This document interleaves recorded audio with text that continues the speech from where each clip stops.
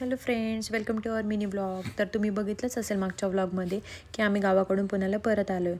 तर पुण्याला परत आलो म्हटल्यावर आता आम्ही निघालो आहे मार्केटमध्ये भाजीपाला घेण्यासाठी.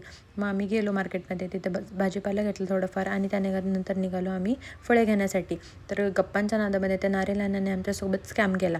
त्याने आम्हाला एक नारळ फोडून दिला. आम्हाला नारळ पार्सल घ्यायचं होतं, बट काही नाही. मग आम्ही ते नारळ तिथे पिऊन घेतला आणि मग 2 नारळ आम्ही पार्सल घेतले. त्यानंतर आम्ही निघालो फ्रूट्स घेण्यासाठी. मग आम्ही तिथे काही फ्रूट्स खरेदी केले, त्यामध्ये खरबूज वगैरे घेतला आम्ही आणि मग आम्ही घरी आलो. घरी आल्यानंतर सगळा भाजीपाला व्यवस्थित सगळ्या कंटेनरमध्ये काय पिशव्यांमध्ये निवडून वगैरे व्यवस्थित स्वच्छ करून तो ठेवून दिला, जसं की तुम्ही इथे बघू शकता.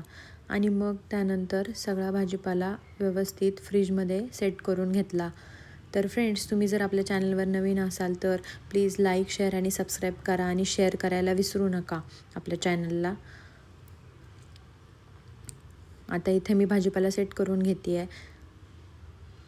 त्यानंतर आम्ही रात्री पनीरची मस्तपैकी पनीर टिक्का मसाला ही भाजी बनवली होती. आणि ॲज युजल आपण जेवण करताना मूवी सर्च करत बसतो आणि असं करत करत आपलं जेवणही होऊन जातं. Thank you for watching.